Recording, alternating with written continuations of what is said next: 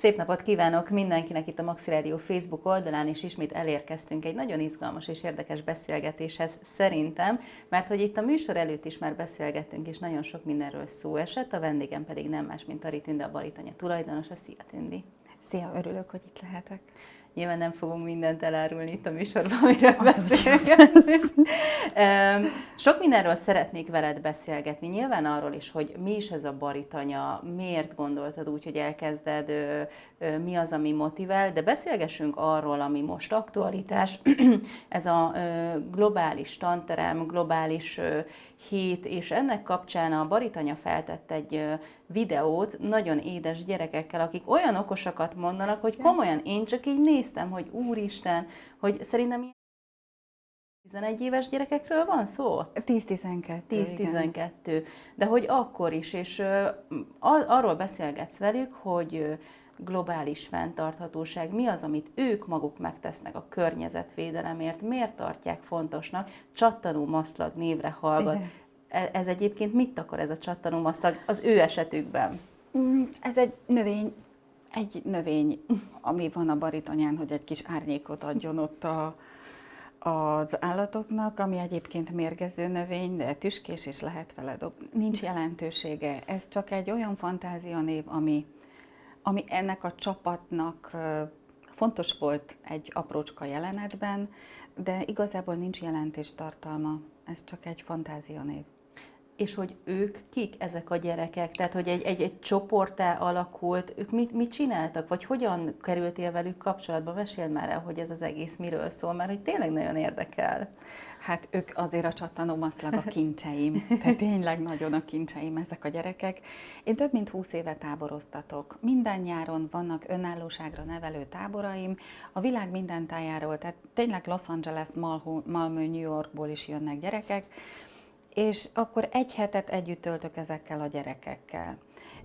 Nyilván vannak olyan gyerekek, akik élvezik, kibontakoznak, szeretik az állatokat, örülnek, hogy ki tudják próbálni, milyen a palacsintasütés, meg az önálló élet. És vannak olyan gyerekek, akik így egy pillanat alatt bekapcsolódnak. És én szeretem ezeket a gyerekeket visszavárni. És akkor próbálom úgy intézni azokat a csoportokat, hogy vannak ilyen nagyon érzékeny, nagyon fantasztikus gyerekek, akiket én azért a 10 év alatt egy kicsit így összerostáltam egy csapatba, és ők az a csapat, akik az eddigi környezetvédelmi tevékenységüket bemutatva az idén bejutottak abba nagyon picike maroknyi 12 csapatba, akik mint Rucenschutz csapat megmutatták személyesen Jane Goodallnak, amikor itt volt Magyarországon, hogy ők micsoda környezetvédők. Tehát nagyon sokat dolgoztam már velük, és ők nagyon érzik ezt a feelinget. Ugyanakkor nem az én tanításaimat láttad abban a videóban, hanem ez már a gyerekeknek a saját gondolataik. Tehát amikor én velük időt tölthetek, az már nekem nagyon nagy ajándék, és olyan nagyon sok mindent tanulok tőlük. Úgyhogy talán annyit tudnék mondani, hogy a kincseim és a 20 éves munkám gyümölcse, hogy ezeket a gyerekeket be tudtam vonzani a Baritanyára, és keresem az összes többi helyen, keresem azokat a gyerekeket, akiknek ilyen lelkületük van, és most azt tervezzük, hogy kifelé mennénk így a globális nevelés hetével. Most áldatlan állapotok vannak a Baritanyán, tehát nyakig állunk a sárban. A malackákat nem tudom kicsalogatni a vájóhoz, hogy egyenek, mert borzasztó körülmények vannak most a sár miatt. Ezért most én megyek az iskolákhoz, tehát jövő héten is kezdjük az Almavirág összefogással, hogy kimegyünk az iskolába, és olyan előadásokat tartunk, ami érdekelheti a gyerekeket. És hogy mi az a vékony vonal, amitől tegnap egész napom erről szólt, hogy ebben a globális nevelés hetébe csatlakozva, ami egyébként egy 40 országban működő kampány, vagy figyelemfelkeltő, figyeljünk oda a dolgokra. Tehát hozzájuk csatlakozva beszélgettünk arról, hogy mennyire veszélyes most a gyerekeknek a klímaszorongás. És az én hitem szerint nagyon-nagyon egyszerűen, pontosan annyi energiába kerül félni, mint tenni.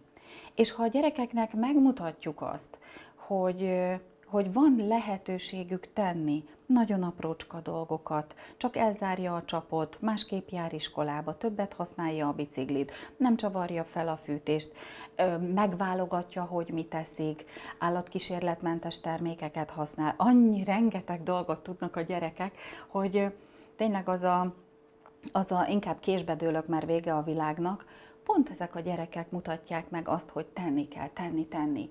És az én hitem szerint egy fecske nem csinál nyarat, de sok kicsi sokra megy.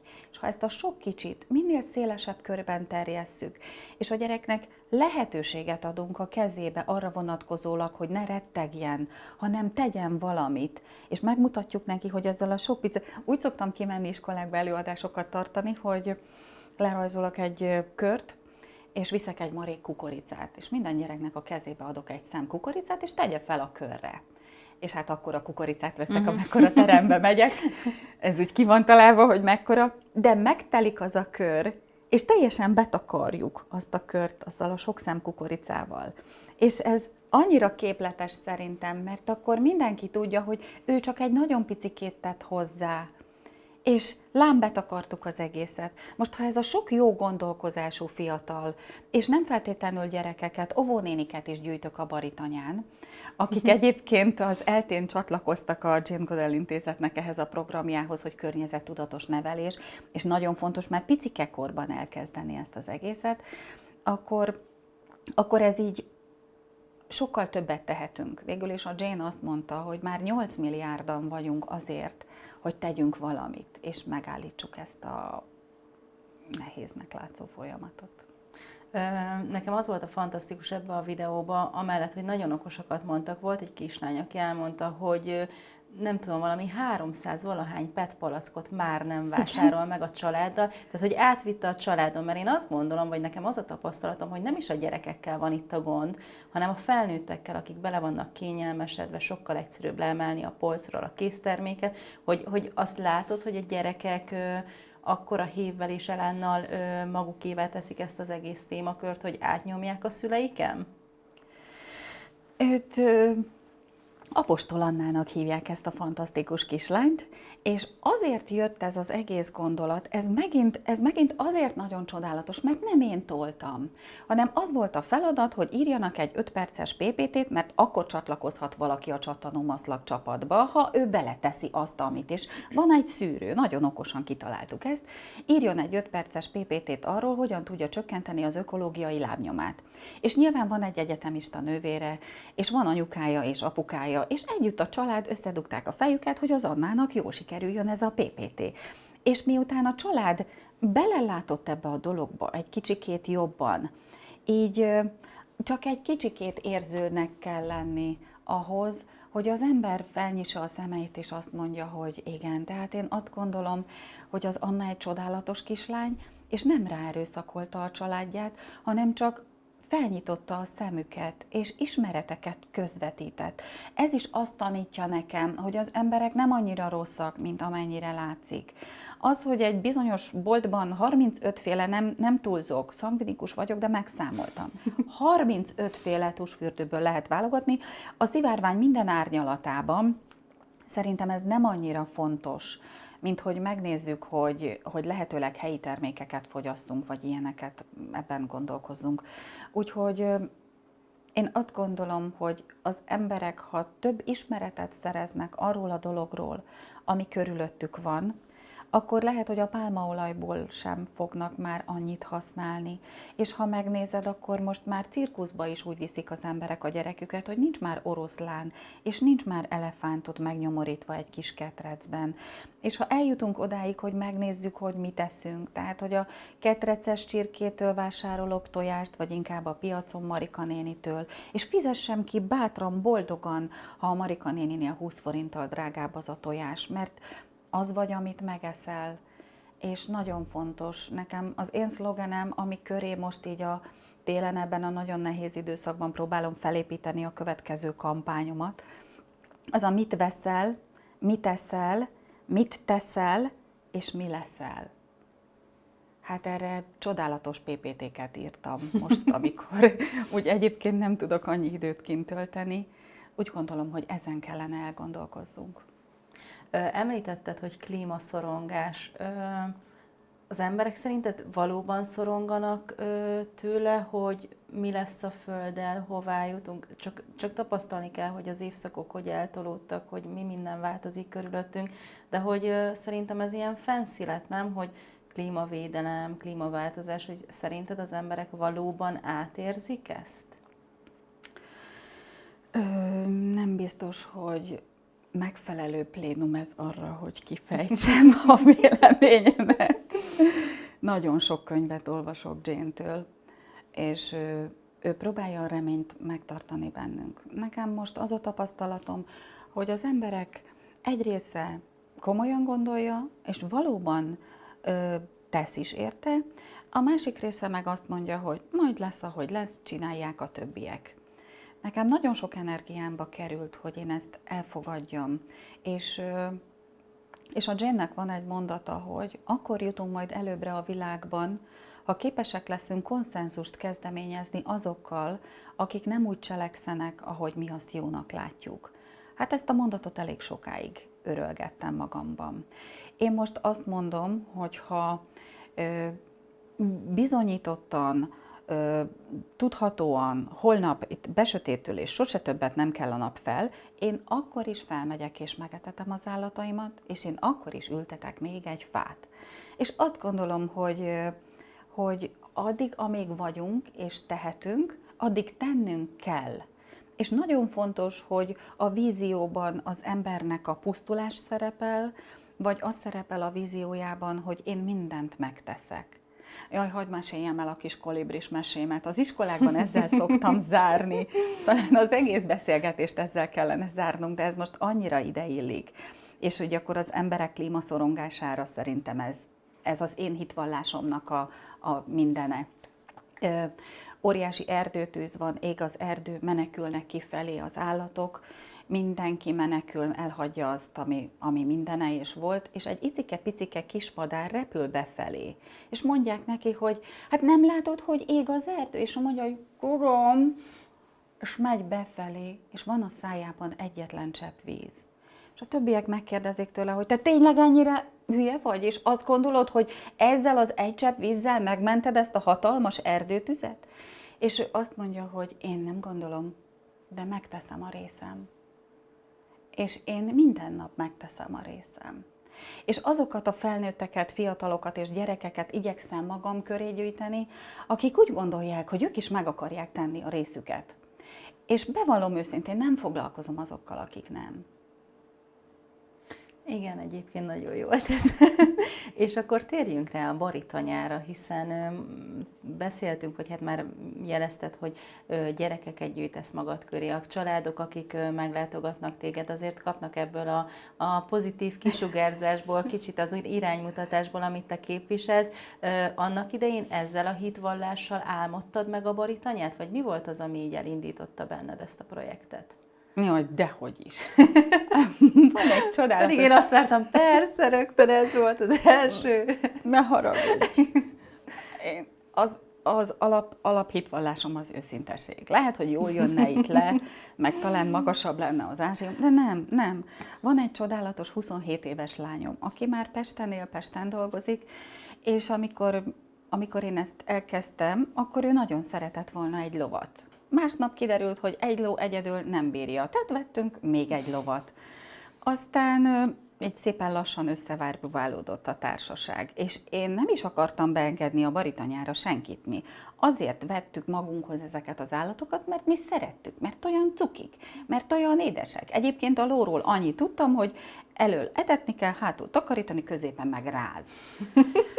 Hát ahhoz képest azért sokat változott körülöttem a világ, de ez bizonyára annak köszönhető, hogy ha megtehetem, akkor olvasok, és én nagyon megválogatom azokat a dolgokat, amiket beengedek magamhoz, és megválogatom, mit nézek. Igen, de nem erre készültem. Az, hogy ez lett belőle, ez valószínűleg ilyen kártyákat kaptam. És én azt gondolom, hogy tenni kell az asztalra mielőtt bármit is elvárunk úgy a világtól. De mi volt az a pont, vagy volt valamilyen villanás, hogy oké, kezdődött 2 lóval, aztán jöttek, nem tudom, csirkék, libák, kecskék, disznók, bárányok, nagyon sok minden, és akkor így... Hogy mitől lettem ez ami? Hát ez egy jó kérdés, ezen majd gondolkozom. Nem tudom megmondani. Egyszerűen csak így jött magától a dolog. Tehát a lovat a lányom akarta, de aztán hoztak egy kecskét, egy árva bárányt, egy nyuszit, aminek fűnyíróval levágták a fülét, és akkor hát így alakult. És az pedig, hogy elkezdtem táboroztatni és a gyerekekkel foglalkozni, az is úgy jött magától, kirepült az én lányom. És azért ott maradt egy űr, mert az úgy gondolom, hogy az embernek az a legnagyobb dicsősége, amikor úgy tudja felnevelni a csemetéjét, hogy kirepül és önálló, és működik nélküle. Mert erre gyúrunk, ezt tanítom. Nekem ez az egyetlen egy referenciám van, ez a gyerekem, hogy ő önálló, és én nagyon büszke vagyok arra, hogy ő önálló, és nem kell minden nap elmosogatnom utána a tányért, és ő megoldja az életét. És akkor bennem még volt sok ilyen, hogy akkor ez ilyen jól sikerült, és ő ennyire önálló, és ennyire megy, akkor mutassuk meg a többieknek is, hogy lehet. Akkor lényegében a lányodnak köszönheted, hogy ez a csoda így megszületett. Igen, a lányomnak köszönhetem. Igen. Akkor ezt meg is fejtettük. Ezt megfejtettük. Na. Valóban, és hadd meséljek el még egy dolgot, ami már az 50. születésnapomra. Azt kaptam a lányomtól, kaptam tőle egy vödör gipszet. Tudod, amiben így bele kell tenni a kezed, és utána lebontod, és megmarad. És úgy adta oda ezt nekem, hogy anya, én nagyon-nagyon köszönök mindent, és én soha nem akarom elengedni a kezed. És ez egy óriási nagy ajándék volt nekem. És azt gondolom, hogy el kell engedjük a gyerekeinket ahhoz, és hagyni kell őket önállónak lenni, hogy majd egyszer így visszajöjjenek, és akkor lehessen örömködni, és boldognak lenni ebben. És hát nem csak a lányod tért vissza, mert pont meséltél egy sztorit, amikor egy táboroztató kisfiú már nagyfiúként tért vissza. Tehát a gyerekek nagyon szeretnek téged, és nagyon jól érzik magukat a Baritanyán ezek szerint. Ez nem minden esetben van így, mert én nagyon kemény vagyok, és nagyon komolyan gondolom, hogy határok vannak, és aki ebből a határból kilép, azt úgy nem. Tehát a baritanyás táborba is úgy jönnek a gyerekek, hogy előtte eljönnek, egy órát együtt töltünk, kell, hogy 3 igen legyen. Anyuka lássa, hogy én milyen elvek mentén csinálom ezt az egészet. Tehát az teljesen természetes nálam, hogyha Dórika egész nap nem dolgozik, akkor este mondom neki, hogy édes, fordíts meg a tányért, ha nem vacsorázol. Most az anyukának vagy befér, vagy nem. Ha nem fér be, ne jöjjön ide, mert itt ez van. És Dórika utána másnap úgy megy szedni a lószart, mint ahogy csak kell. És megérti, hogy vannak dolgok, és mindenkinek fel kell vállalja a tetteiért a következményeket. És szerintem ez így működik. Szóval én elég kemény vagyok, de azok a gyerekek, akik be tudnak állni, és megértik ezeket a dolgokat, azok a gyerekek tényleg szeretnek. És van egy olyan srác, aki az idén nyáron egy kicsit elfikkant a kezem, és épp a gipszelőben voltam, amikor azon gondolkoztam, hogy hogyan mondjam le a tábort, mert óriási fájdalmaim voltak, és vasárnap jön a többi gyerek, és azért péntektől vasárnapig a szülőknek sem egyszerű megoldani, hogy számítottak rá, hogy biztonságban lesz nálam a gyerekük, és hopp, ez mégsem. De mielőtt nyújtom a telefonhoz, akkor szólt a Dani, hogy ő a jövő héten akkor jönne hozzám. 10 évvel ezelőtti táborozó gyerekem, már felnőtt egyetemista, és azt mondta, hogy akkor a jövő héten ő velem lesz. Úgyhogy hát ez szerintem óriási ajándék. Sőt, Laurám is az idén nyáron elhozta bemutatni a barátját. Egészen véletlenül környezetvédelmi mérnök, és egy házi szennyvíztisztító berendezésen dolgoznak, tehát rengeteg ajándékot kapok, rengeteg csodát, és rengeteg támogatást is kapok, tehát látják az emberek, hogy azért ez elég nehéz ez így, és az idén kaptam nagyon sok zsák búzát, és nagyon sok zsák kukoricát, és kaptam fóliát, amivel le tudom takarni a báláimat, és kapok, nagyon sok támogatást kapok, tényleg azoktól, akik úgy belegondolnak, hogy ez nem egyszerű. Hát ennyi állatról gondoskodni biztos, hogy nem egyszerű, sem anyagilag, sem fizikálisan, de azt gondolom, hogy ezek miatt megéri. És ha már borítanya, van még hova? Tehát, hogy vannak a táborok, fogadod a vendégeket, de hova tovább? Igen. Nagyon sok hova tovább van, tehát szeretném ezt a víziót kibővíteni, és most olyan sikerélményt kaptam a csattanó maszlagos srácoktól, most a fiatal óvónéniket gyűjtöm, és a fiatal óvónénikkel szeretnék így beszélgetni, mert megalapítottuk a Baritanya Egyesületet, és ebbe a Baritanya Egyesületbe várom, nagyon nagy szeretettel várom a hasonló gondolkodású embereket, hogy minél többet tudjunk rátenni az asztalra. Úgyhogy szeretném most megragadni az alkalmat, és a pár mondat alapján, amit elmondtam, aki úgy érzi, hogy szívesen csatlakozna egy ilyen helyhez, akkor az a telefonszámomat megtalálja, és várom a Baritanya Egyesületben, hogy tegyünk még többet. És azokat a családokat, akik csak egyáltalán kimozdulni szeretnének, vagy kiruccanni, vagy bizonyos elakadásaik vannak, családpedagógiából van mediátorim, és erre találtam ki a Csak te napodat. Egy nagyon egyszerű kis parasztházban lakom 2 vendégszobával, itt tudom elszállásolni őket, és az egész napos munka az állatok között egy másik dimenzióba juttatja az embereket, és este, amikor leülünk beszélgetni, olyan vizekre tudunk evezni, amit ők eddig talán nem érintettek, vagy nem vettek észre, nem vették időben észre, hogy fontosabb lenne beszélgetni, mint tekerni azt a taposómalmot, és szívesen várom azokat a vendégeket, akik ezt látni szeretnék és megélni. Egyébként most is vannak napos csibéim, tehát kiskecske most nincsen így november közepén, de napos csibéim még vannak, amivel el tudom varázsolni őket, ha gyerekekkel jönnek. És ez a Csak te napod, némiképp már említetted, hogy ez hogyan néz ki, de hogy aki ebben szeretne részt venni, mire kell számítania? Kicsit belekóstol ebbe a vidéki életbe, és így látatlanul kitárja a lelkét, és lehet, hogy megoldódnak a problémái, vagy kicsit így hozzásegíted ahhoz, hogy mi az irány? Jaj, nagyon szépen köszönöm. Annyira jól átvetted ezt az egészet, hogy én nem tudtam volna ilyen jól megfogalmazni. Azt érzem, hogy most egy nagyon rohanó világban élünk. És amikor ő így benne van ebben a mindennapokban, és megvan a napi rutin, és csinálja, és akkor a 7 perc sincs már, amit egyébként egymással értelmesen beszélgetnek, amikor eljön a Baritanyára, és azt mondom neki, hogy hozzá játszóruhát, gumicsizmát, mert egész nap kint leszünk és dagonyázunk, akkor azt hiszik, hogy viccelek, de nem. És teljesen komolyan csinálunk fedelet a disznó elé, vagy lecseréljük a kis kerítést, ahol ismételten kiszöktek a kecskék, kimozdítom őket abból, amiben minden nap vannak. Nagyon intenzíven kimozdítom őket.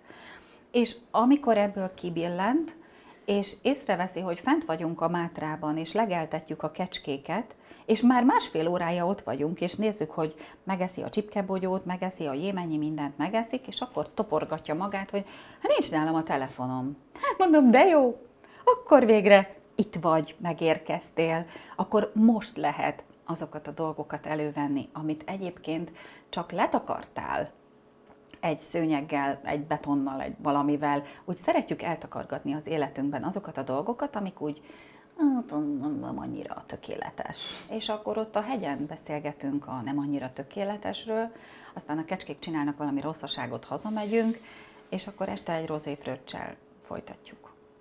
Pont ami tök jó, hogy megemlítetted ezt a telefonos történetet, mert azon gondolkodtam, hogy mennyire tudod elszakítani őket ettől az online világtól, a telefontól, de akkor ezek szerint sikerült, tehát önmaguktól megfeledkeznek róla egy idő után.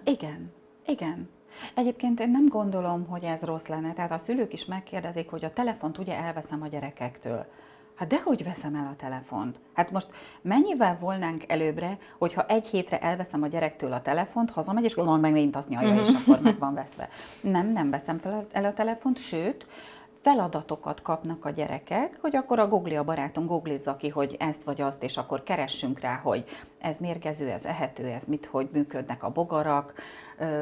Nagyon sok mindenre lehet használni a telefont. A gyerekeim csinálnak olyan videókat és olyan fényképeket, amiket télen fel tudok tölteni, és amik életet jelentenek és működnek is.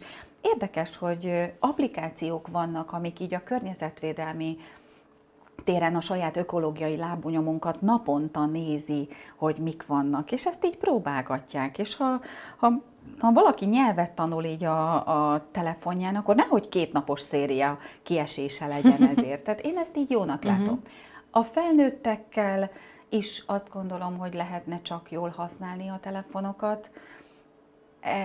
Nálam nem tudja simogatni, mert kezében van a vasvilla, meg kezében van a vödör, nem tud ezzel foglalkozni. Nincs harmadik keze sajnos. Nincs harmadik keze. És itt egy másfajta dimenzióba kerül, de általában hálásak a vendégeim ezért a másfajta dimenzióért. Igen, úgy érzem, hogy nem olyan nagyon rossz ez, amit kitaláltam. Abszolút nem rossz, amit kitaláltál így hallgatva. Ha valaki szeretné ezt akár csak a te napodat, vagy ezt a kis elvonulást megtapasztalni, hogyan talál rád? Ugye a telefonszámodat már mondtad, hogy megtalálják, honlap, YouTube csatorna, milyen felületeken vagy fent? Honlapunk van, egy fantasztikus honlapunk van, ez is most készült el, és ajándékba kaptam, nagyon örülök neki. És ezen a honlapon mindent megtalál, hogyha csak te napodat keresi, és YouTube csatornánk is van, az még folyamatban van, hogy egy kicsit napra készebbé tegyem. Ez nem az erősségem, hogy az online térben annyira mutatkozzak meg, amennyit egyébként én mögötte csinálok. Tündi, szerintem még nagyon sokáig tudnánk beszélgetni, de most talán a lényegről szót ejtettünk, remélem, hogy még fogunk beszélgetni. Köszönöm szépen, hogy itt voltál. Nagyon szépen köszönöm, öröm volt veled. Köszönöm szépen. Önöknek pedig köszönöm a figyelmet, és hát akkor irány a Baritanya.